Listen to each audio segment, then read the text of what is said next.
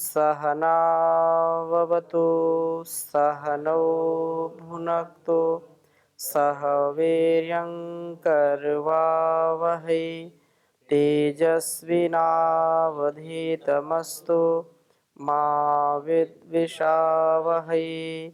ओम शांति शांति शांति। उपनिषद सार की इस कक्षा में आप सभी श्रोताओं का, दर्शकों का बहुत बहुत स्वागत है, प्रणाम है। निरंतरता के साथ हम स्वाध्याय कर रहे हैं। मुंडकोपनिषद का स्वाध्याय चल रहा है और मुंडकोपनिषद में हम तृतीय मुंडक के प्रथम खंड का स्वाध्याय कर रहे हैं, जिसमें सत्य का जो स्वरूप है उसके विषय में चर्चा है। छठा श्लोक, छठी हम श्रुति पढ़ रहे हैं। सत्यमेव जयते नानृतम, जो सबसे बहुत प्रसिद्ध है, सब जानते हैं इसको। सत्येन पंथा विततो देवयाना येना क्रमन्त्य ऋषयो ह्याप्त कामा यत्र तत् सत्यस्य परमम निधानम। बहुत सुंदर बात कही है। तो यहाँ यही है कि सत्य ही वास्तव में सदा विजय को प्राप्त होता है। लेकिन हम भी इस पर विचार करें कि सत्य केवल हाथ पर हाथ धर करके बैठने से कभी विजय नहीं होती। सत्य सबको प्रिय है, लेकिन जो इसका महत्व समझते हैं वो सदा सत्य ही बोलेंगे। लेकिन जो तुच्छ विचारधारा वाले हैं, क्षणिक सुख वाले हैं और जो संकीर्ण भाव रखते हैं, वो झूठ बोलते हैं। लेकिन वो झूठ बोलने वाले व्यक्ति भी ये कभी नहीं चाहते कि हमारे साथ कोई झूठ बोले। तो सत्य ही हमारे जीवन का आधार हो। सत्य का उपदेश हमारे सभी ग्रंथों में, वेदों में, दर्शनों में, उपनिषदों में सब जगह दिया है। लौकिक ग्रंथों में भी सत्य के ऊपर बहुत चर्चा है। और हम व्यवहारिक रूप में भी देखें तो पति बहुत झूठ बोलता हो, लेकिन वो पति कभी ये नहीं चाहेगा एक बार भी कि मेरी पत्नी, मेरे बच्चे मेरे से झूठ बोले। पत्नी झूठ बोलती हो, लेकिन वो कभी नहीं चाहेगी, एक बार भी नहीं चाहेगी कि मेरा पति, मेरी संतान मेरे से झूठ बोले। तो सत्य, जो सत्यम शिवम सुंदरम, सत्यम एव जयते, सत्यम ज्ञानम अनंतम ब्रह्मा। साच बराबर तप नहीं, झूठ बराबर पाप। साच बराबर तप नहीं, झूठ बराबर पाप। जाके हृदय साच है, ताके हृदय आप प्रभु जी, ताके हृदय आप। तो ये जो सत्य है, ऐसा हम अपने जीवन में उतारें। और आगे भी बहुत अच्छी बात कही है उस प्रभु के विषय में। उपर्युक्त साधनों से प्राप्त होने वाले परमात्मा के स्वरूप का पुनः वर्णन कर रहे हैं। और क्या कह रहे हैं? बृहच्च तद्दिव्यमचिन्त्य रूपम,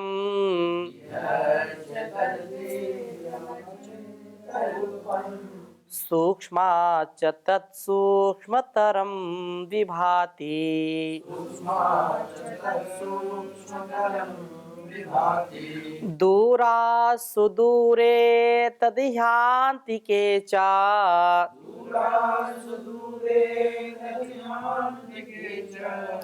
पश्यत्स्विहैव निहितं गुहायाम्।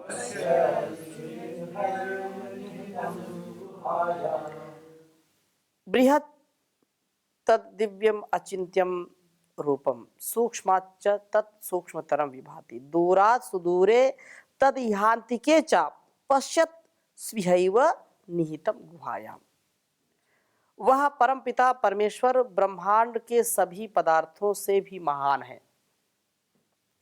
उसके समान कोई और दिव्य नहीं है, कोई प्रकाश नहीं है। वह अचिंत्य रूपम, निराकार होने से मन आदि इंद्रियों से उसको जो है देख नहीं सकते, आँखों से उसको देख नहीं सकते, उसको कानों से सुन नहीं सकते, रसना से चख नहीं सकते, क्योंकि वह अत्यंत विशाल है और अत्यंत सूक्ष्म है। अडोर अणियान महतो महियान, वह ऐसा है।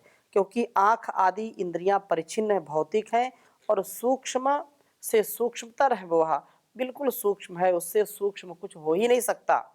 विभाति, सारे संसार को वह प्रकाशित करता है, सारे संसार में प्रकाश फैलाता है। वह दूर से भी दूर है और अंतिके निकट से भी निकट है। तद दूरे तद वंतिके तदंतरस्य सर्वस्य तदु सर्वस्यास्ते बाहिता। अर्थात जो व्यक्ति अज्ञानी है वह अज्ञानी की दृष्टि से दूर और ज्ञानियों की दृष्टि से निकट है। क्योंकि दूरी तीन प्रकार की होती है, एक काल की दूरी, दूसरी स्थान की दूरी और तीसरी ज्ञान की दूरी। काल ऐसा नहीं कि आज है कल नहीं रहेगा, पहले था परमात्मा अब नहीं है, तो काल की दूरी तो नहीं, वो तो सदा रहता है। तो एक तो ये दूरी हो गई।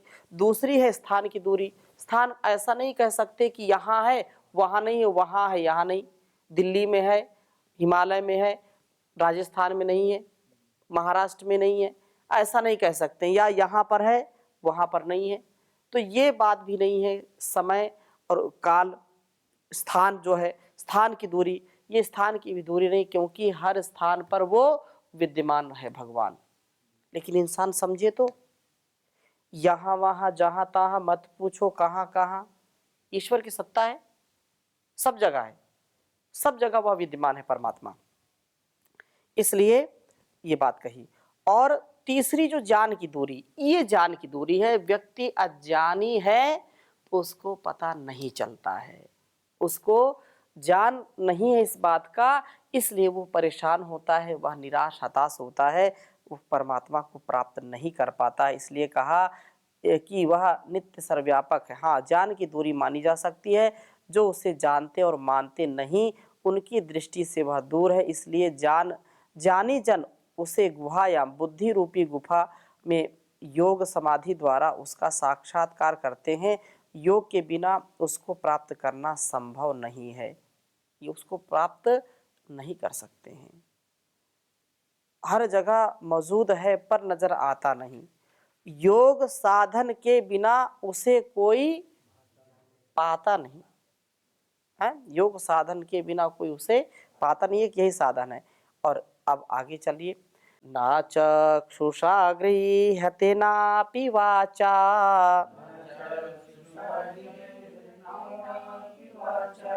नान्यैर्देवैस्तपसा कर्मणा वा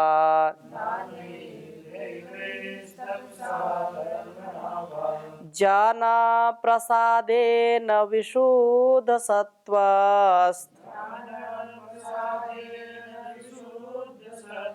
ततः शुद्धं पश्यते निष्कलं ध्यायमानः।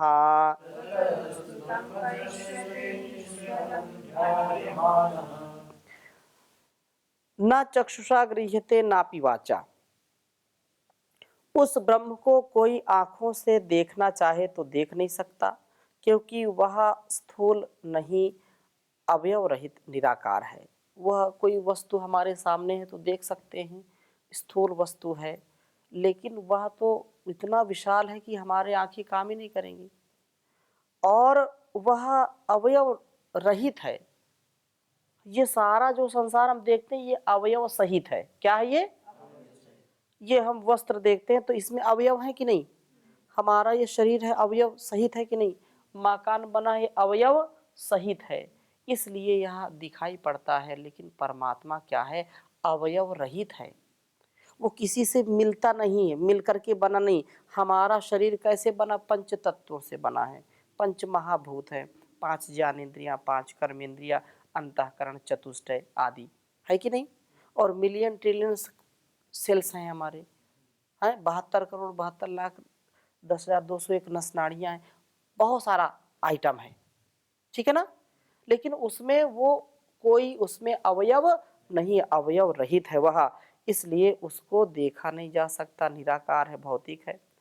और न वह वाणी से उसका बखान किया जा सकता है, क्योंकि वाणी का भी विषय नहीं है, और ना ही अन्य देवई ही, अन्य इंद्रियों से ही ग्रहण किया जा सकता है, क्योंकि सब परिच्छिन्न है, अर्थात सीमित शक्ति वाली हैं। न तपसा और न बनावटी तप से, जैसे चारों ओर लोग अग्नि लगा लेते हैं और बस बैठे रहते प्रदर्शन करते, वो उससे भी अग्नि से तपाने से थोड़े है, लेकिन कुछ लोग करते हैं। तो एक पैर से खड़े हो गए, कई बिल्कुल पैर सूख गया, बोले कि तपस्या कर रहे हैं। अरे तपस्या तो तन मन से करना है, उसको भी तप करते हैं। तो सांसारिक कर्मों के करने से ही प्राप्त होता है, क्योंकि ये कर्म भी यह सुख साधन है। ज्ञान प्रसादेन, ब्रह्म ज्ञान से जिस पर उसकी कृपा हो गई है, जिसका अंतःकरण शुद्ध पवित्र हो गया है, वह ध्यायमानः योगाभ्यास करता हुआ उस निष्कलम निराकार अंतः अनंत जगदीश के दर्शन करता है। अनंत जगदीश की क्या करता है? दर्शन करता है। और क्या बात कही है? बहुत सुंदर बात है। एषोऽरुणात्मचेतसा वेदितव्यो यस्मिन् प्राणः पंचधा संविवेश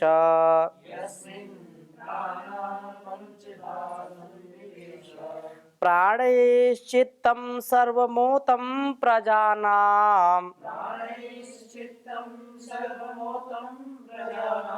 यस्मिन् विशुद्धे विभवत्येष आत्मा।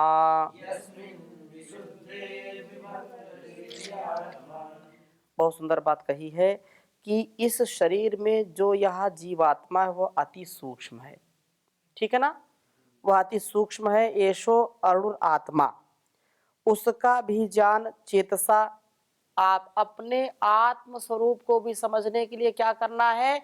योगश्चित्त वृत्ति निरोधः तदा दृष्टुः स्वरूपावस्थानम। जब तक चित्त वृत्तियों का निरोध नहीं होगा तब तक आत्मस्थ नहीं होगा व्यक्ति, अपने स्वरूप का भी ज्ञान नहीं होगा, तो परमात्मा का ज्ञान कैसे हो पाएगा?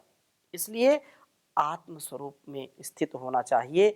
इसके लिए चेतसा निर्मल बुद्धि पवित्र अंतःकरण से ही हो सकता है। यस्मिन, जिसमें प्राण अपान आदि 5 प्रकार के प्राण समाविष्ट है, अर्थात इनसे युक्त है, और जो समस्त प्रजा नाम जीवों में मनकों के समान ओतप्रोत हैं, उस चित्त के शुद्ध पवित्र होने पर और आभ्यंतर मुखी होने पर उस आत्मा सर्वव्यापक परमात्मा के दर्शन का पात्र बनता है। बाह्य वृत्ति वाला और मलिन अंतःकरण वाला कभी उसका साक्षात्कार नहीं कर सकता है। यम यम लोकम मनसा संविभाति। अब आगे देखिए, अंतिम है इस खंड का। यम यम लोकम मनसा संविभाति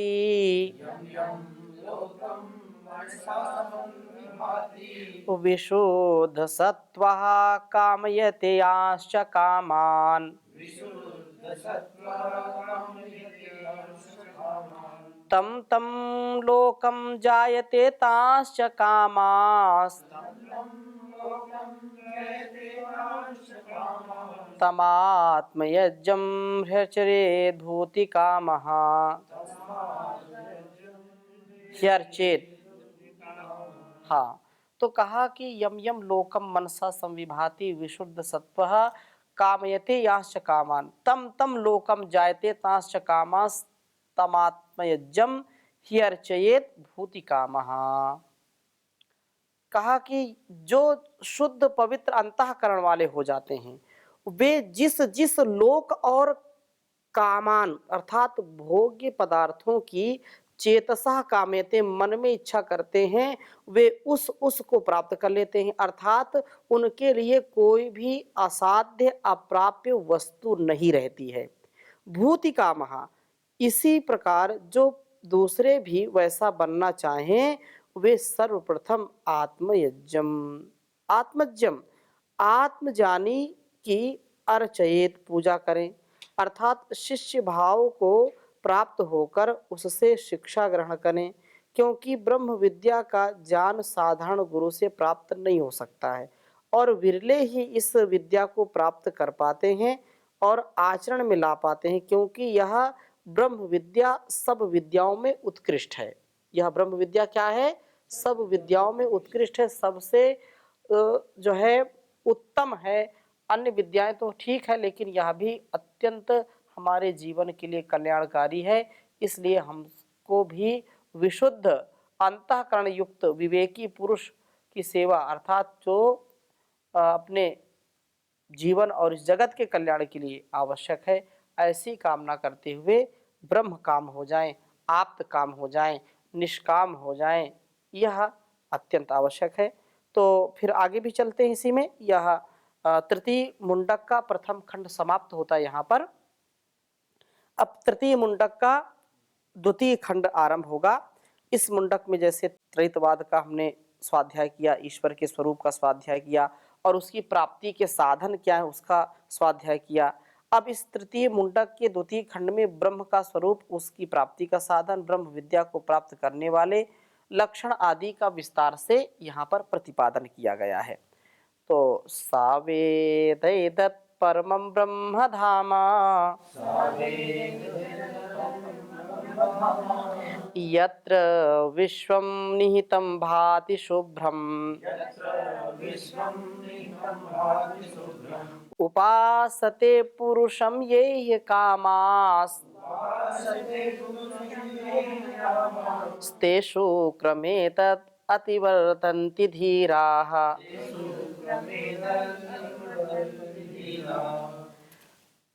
बहुत सुंदर बात कही है कि वह जिज्ञासु वह जिज्ञासु उस ब्रह्म के परम धाम को वेद जानता है, यत्र जिस ब्रह्म के आधार से यह संपूर्ण जगत भांति प्रकाशित है, यह प्रकाशित हो रहा है। ये धीराः जो मोक्ष अभिलाषी हैं, वे अकामाः सांसारिक इस लौकिक कामनाओं से रहित होकर एकमात्र उस ब्रह्म की उपासना में संलग्न रहते हैं, जिसके फल स्वरूप शुक्रम अपने में ब्रह्मचर्य का धारण करते हैं, अपने में ब्रह्मचर्य से युक्त जीवन जीते हैं और गृहस्थ आश्रम में प्रवेश न पा करके या न जा करके अति वर्तंती इस संसार चक्र से बच जाते हैं, मुक्ति प्राप्त कर लेते हैं। और यह बिल्कुल सत्य है, यथार्थ है कि यदि हम मुक्ति पाना चाहते हैं, मोक्ष के यदि हम मुमुक्षु हैं, मोक्ष प्राप्त करना चाहते हैं, तो उसके लिए प्रथम यह शर्त है कि ब्रह्मचर्य का पालन करना परम आवश्यक है, काम वासना से बचना परम आवश्यक है। इसलिए जो व्यक्ति इसको पाना चाहता है वह निसंदेह अपने आप में शक्ति, संपन्नता, तेजस्विता और कांति को प्राप्त करे। पहले अपने इंद्रियों पर नियंत्रण करे, मन पर नियंत्रण करे और तेजस्वी बने। मूलाधार से सहस्त्रार तक सुसुप्त शक्तियों का जागरण करे, ऊर्ध्वारोहण, ऊर्ध्व जो है ऊर्ध्वगामी बने, अधोगामी ना बने, पतन को प्राप्त ना हो, उत्थान को प्राप्त हो। इसके लिए ये बहुत आवश्यक है। और आगे बहुत सुंदर बात कही है, कामान यह कामयते मन्यमानः सा कामभिर्जायते तत्र तत्र।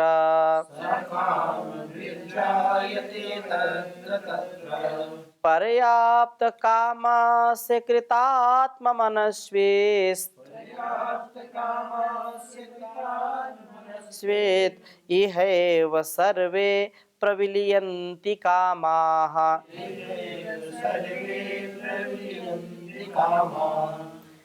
ये कहा कि जो सांसारिक मनुष्य, जो भोगों को आदर देने वाला मानव है, उसकी कामना व उन कामनाओं के कारण उन स्थानों पर होती है, उन पर वह सांसारिक मनुष्य कामनाओं से, सांसारिक विषय भोगों से युक्त होता है और मन्यमानः समझता है कि इनसे भिन्न परलोक आदि कुछ भी नहीं, कुछ नहीं सूझता उसे।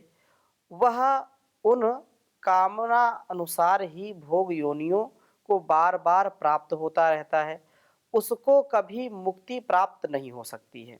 और इन सांसारिक धन पुत्र कलत्र आदि की इच्छा को त्यागे हुए हैं, जिसने कृतात्मनः अपने आप को ईश अर्पण कर दिया है, उसकी सभी कामनाएं यहीं पर प्रविलीयंती लीन हो जाती हैं और योगाभ्यास के द्वारा ईश्वर को प्राप्त कर लेता है। वह योगाभ्यास के द्वारा क्या करता है? वह ईश्वर को प्राप्त कर लेता है और कोई दूसरा उपाय नहीं है। उसको ईश्वर की प्राप्ति के लिए अपने कामनाओं पर नियंत्रण करना पड़ेगा, अपनी इच्छाओं पर नियंत्रण करना पड़ेगा, क्योंकि इच्छा ही दुख का कारण है। अविवेकपूर्ण इच्छाएं हमको पथभ्रष्ट कर देती हैं, अविवेकपूर्ण इच्छाएं हमको भोगी बना देती हैं, अविवेकपूर्ण इच्छाएं व्यक्ति को रोगी बना देती हैं। इसलिए अविवेकपूर्ण नहीं, विवेकपूर्ण यदि इच्छा, गुरु से विद्या की इच्छा, वेदानुकूल जीने की इच्छा, सज्जनों से जो है स्नेह की इच्छा, ये इच्छा तो होनी चाहिए। परोपकार की इच्छा, सदाचार की इच्छा होनी चाहिए। तो ये विवेकपूर्ण इच्छाएं हमारी हो, अविवेकपूर्ण इच्छाएं कभी नहीं होनी चाहिए। और बहुत अब सुंदर चर्चा चल रही है। क्या कहा? नायम आत्मा प्रवचनेन लभ्यो,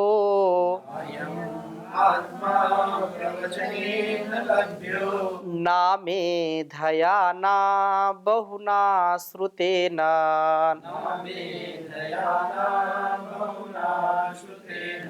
यमेवैष वृणुते तेन लभ्यस्, तस्यैष आत्मा विवृणुते तनुं स्वाम्।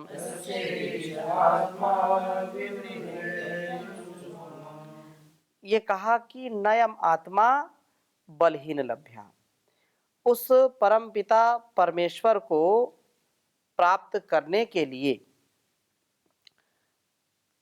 न तो बहुत सुंदर आध्यात्मिक प्रवचन, बहुत जो है पर उपदेश कुशल बहुतेरे, बहुत ज़्यादा जो है प्रवचन झाड़ने की जरूरत नहीं है, ना मेधया और ना बहुत ज्ञान विज्ञान से युक्त कला कौशल का जाता ही हो, और ना बहुत शास्त्रों को जानने वाले पंडित को ही, ना मेधया ना बहुना श्रुतेना, बहुत श्रुत हो या बहुत शास्त्रों को जानने वाला हो, बहुत बड़ा पंडित हो, क्योंकि यह सब वाणी का विलास मात्र है कि हमने इतने शब्द याद कर लिए, इतने जो है रूप याद कर लिया, इतने सूत्र याद कर लिया, इतने हमने श्लोक याद कर लिया, इतने मंत्र याद कर लिया। ये अहंकार बढ़ाने की बात है। हाँ, इसका उल्टा अर्थ ना लगा लें, याद भी करना है। ये मन में ना यार फिर याद क्यों करें, याद भी करना है ताकि स्मरण शक्ति बनी रहे और शास्त्रों की रक्षा होती रहे। लेकिन याद कर करके उसको अहंकार के रूप में अपने को पोषित करना ये उचित नहीं है। यदि हम ऐसा करेंगे तो फिर यह हमारे लिए विद्या का उतना फल मिलेगा नहीं, केवल यह तो दिखावटी हो जाएगा, ठीक है, प्रदर्शन के लिए हो जाएगा। तो यहाँ यही बात कह रहे हैं कि न बहुना श्रुतेन यमैव विवृणुते तेन लभ्यस्तस्यैष आत्मा विवृणुते तनुं स्वाम्। जो इनके साथ साथ योगाभ्यास करता है, योगाभ्यास से अपने जीवन को सुंदर बनाता है, अपने जीवन को तद्वत निर्माण करके रखता है, वही उसको प्राप्त करता है, अथवा जिसके ऊपर ईश कृपा हो जाती है, जिसको वह वर्ण कर लेता है, उसे प्राप्त होता है। इसके लिए वह त्वाम तनुम विवृणुते, अपने स्वरूप को प्रकाशित कर देता है। जिसको वह समझ लेता है, खरी कसौटी में खरा उसको पाता है कि इसके अंदर अहंकार नहीं, इसके अंदर विकार नहीं, यह तो सुसंस्कार, सदाचार, सदव्यवहार, परोपकार से युक्त है, उसको वह उस योग्य बना देता है, उसको कृपा दृष्टि उसके ऊपर कर देता है और उसकी कृपा दृष्टि से सब संसार के मल नाश को प्राप्त हो जाते हैं। व्यक्ति नर से नारायण बन जाता है, व्यक्ति वामन से विराट बन जाता है, मानव से महामानव बन जाता है, वह लेवता से देवता बन जाता है। लेवता केवल लेने वाला, और देवता वो देवत्व के गुणों से युक्त हो जाता है। तो अभी यहीं पर विराम लेते हैं, शेष चर्चा और अगली कक्षा में करेंगे। ओम शांति शांति शांति।